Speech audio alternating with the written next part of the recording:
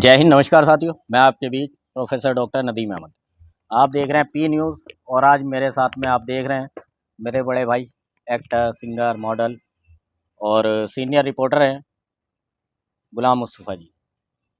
और अभी कुछ टाइम पहले इनके खुद के अकाउंट पे यूट्यूब हो, इंस्टा हो या फेसबुक हो, वहाँ पर हमने कुछ चर्चित वीडियो देखी थी जिसको लेके ये प्रेशर में भी थे। एक दो बार एक अटैक भी आ चुका जिसकी टेंशन में इन पे कुछ अटैक भी हुए हैं और कुछ धमकियाँ भी मिल रही हैं इनको।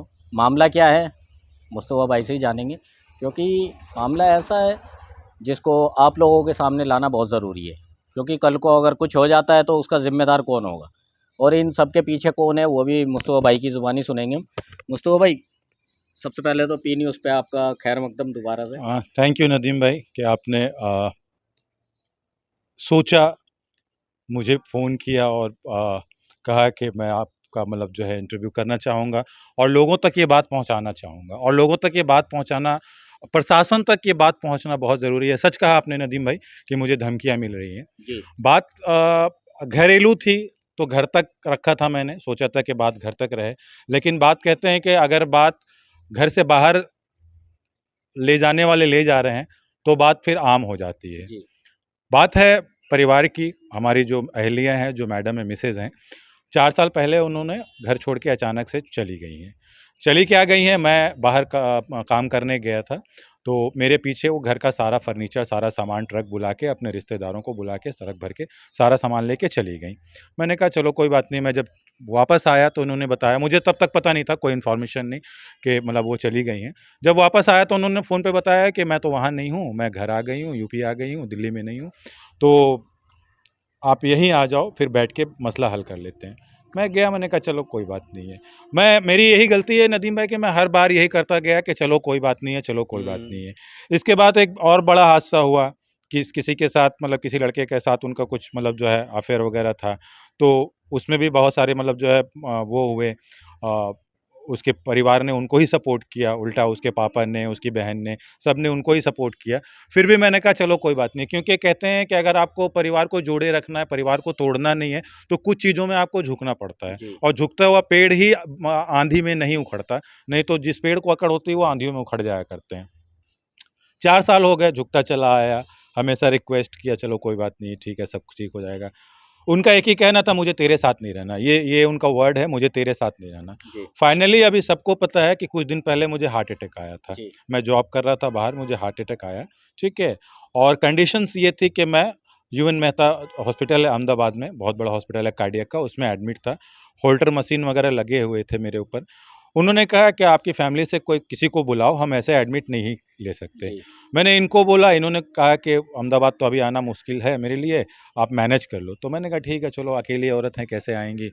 तो उन्होंने मुझे दिल्ली रेफ़र कर दिया कि आप अपना इलाज दिल्ली में करवाओ। जी आते ही मैंने इनको फ़ोन किया कि आप आ जाओ, क्योंकि डॉक्टर्स ने क्लियर लिखा है कि आप बाहर का अगर कुछ खाते हो तो आपको मतलब जो अगर अटैक होता है तो आप बच नहीं पाओगे, ठीक है? जी क्योंकि बाहर का आप खा नहीं सकते। तो इनके 3 वर्ड थे, पहला, मैं तेरे साथ रहना नहीं चाहती। दूसरा, मैं जिसके साथ हूँ उसी के साथ रहूँगी। इसके बाद ज़्यादा बोलेगा तो जैसे और औरतें मरवा दे रहे हैं अपने पति को, तुझे भी मरवा दूँगी, ठीक है?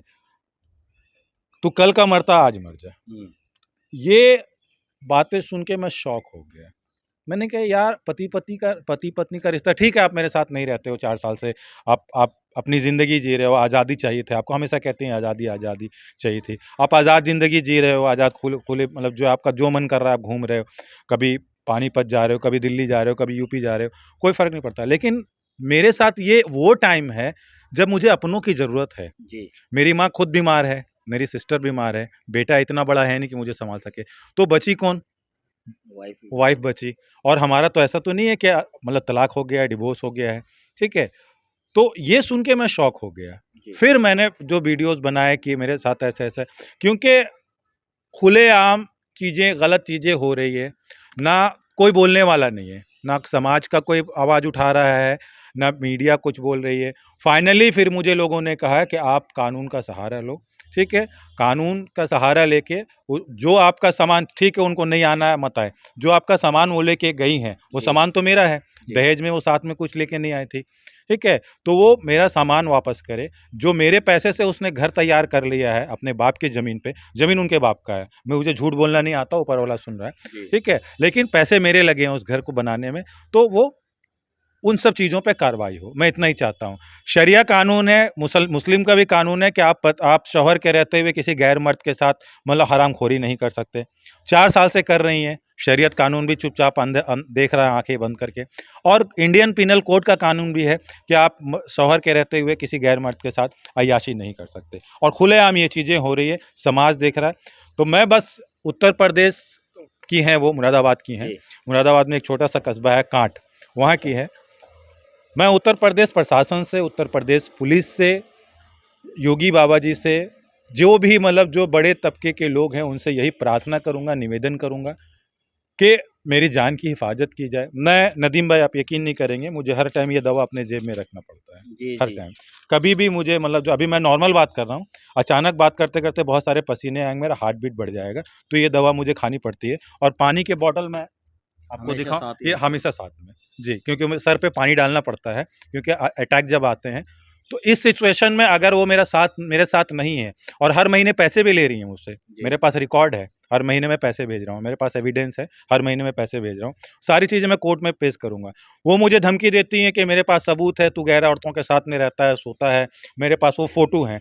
आपको पता है मैं एक्टर हूँ, जी। एक्टिंग में, शूटिंग में बहुत सारी चीज़ें दिखानी पड़ती है। हुँ। वो सारे फ़ोटो, शूटिंग के फ़ोटो उठा के उन्होंने अपने पास इकट्ठा किया हुआ है। नहीं, वो अगर शूटिंग का मसला है, शूटिंग का तो आप जहाँ पे शूट हुआ है हमारा या जिस वेबसाइट के लिए वर्क हुआ है, वहाँ पे आप दिखा सकते हैं भई ये शूट का है। बिल्कुल, वो बिल्कुल तो शूटिंग मसला का है। सीधा-सा है, वो बिल्कुल तो देखो शूटिंग का है। दुनिया के सामने है। मेरे पास एक-एक चीज़ का प्रूफ़ है, क्या उन्होंने कब क्या बोला, उसकी छोटी बहन, इन मामलों में 4-5 आदमी जो है वो बहुत ज़्यादा इन्वॉल्व है। जी। उसकी जो छोटी बहन है, जिसने शादी नहीं की है, वो चाहती नहीं है कि मतलब वो हमारा घर बसे, क्योंकि नाम वो, नाम मेंशन कर सकते हैं आप, भाभी का उसका भी हो, नाम, चाहे कोई भी हो। भाभी का नाम आपका फ़िरदौस है, जी। फ़िरदौस जहाँ है, और उसका नाम आयशा अंसारी है, जी। जो छोटी मेरी साली हैं। जी। तो वो चाहती नहीं है कि घर बसे, वजह ये है कि वो चाहती हैं कि जो पैसे आ रहे हैं, और तरीके से जो पैसे आ रहे हैं, वो आने बंद ना हो, ओके। क्योंकि मैं दूंगा तो एक लिमिटेड पैसे दूंगा, लेकिन वो दिखाने को वो लोग अपने आप को बहुत गरीब दिखाते हैं कि हम मतलब पूरा फटे पुराने कपड़े सी के अपना गुजारा कर रहे हैं, लेकिन जब इंक्वायरी होगी, बहुत सारी चीज़ें, आप एक चीज़ बताओ नदीम भाई, क्या गरीब लोग 2-2 3-3 स्मार्टफ़ोन चला सकते हैं क्या? मतलब ही नहीं बनता भाईजान। ठीक है? क्या गरीब लोग हर 15 दिन में दिल्ली और मुरादाबाद 400 रुपये किराया है, हर 15 दिन में हमारी जो मैडम है, वो दिल्ली आती हैं, पानीपत जाती हैं, क्योंकि उनकी मम्मी ने 5 शादियाँ की हैं। ओह! जो हमारी सासू माँ हैं, उन्होंने 5 शादियाँ की है, आखिरी शादी उन्होंने पानीपत में किया हुआ है। जो इनकी बुआ है, उन्होंने 7 शादियाँ की हैं। इनका परिवार ऐसा ही है, इनका एक ही है कि शादी करो और बोल दो कि तेरे साथ नहीं रहना, ओह! खत्म कहानी। ठीक है? इनकी एक बुआ है, एक फूफू हैं, जो बहुत अच्छी हैं, बहुत तमीज़ की हैं। जो लोग अच्छे हैं, मैं उनकी तारीफ़ करूँगा, उन्होंने हमेशा समझाया, जो बड़ी बड़ी हैं, उनका नाम चलिए मुस्तफ़ा भाई, देखिए बातें निकलने को तो बहुत सारी बातें निकलती हैं, बट मैं कांट के विधायक हैं, सांसद हैं हमारे अनीसुर रहमान साहब।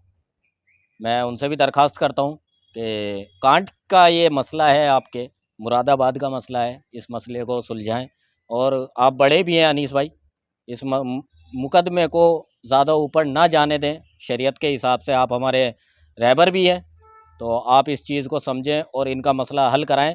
बाकी अनीस भाई, मैं आपको कॉल भी करूँगा, अनीसुर रहमान साहब हैं, शफ़ीकुर रहमान साहब हैं, वहीं से हैं, मतलब विधायक हैं और सांसद हैं वहाँ के।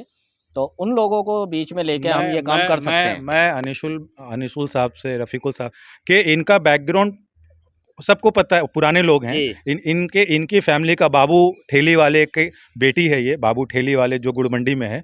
गुड़मंडी में जो काले की हवेली है, उसमें जो बाबू ठेली वाला है, उसकी उसकी बेटी है।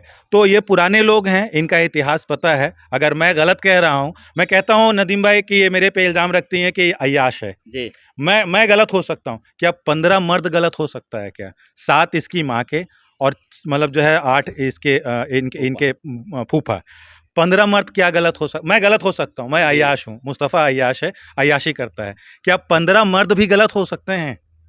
नागलोई में इनकी बुआ की शादी हुई थी सबसे पहले, उस पे इल्ज़ाम रखा कि वो छिपकली मार के खाता है, ठीक है? हर जगह कोई ना कोई इल्ज़ाम रखा और छोड़ दिया गया।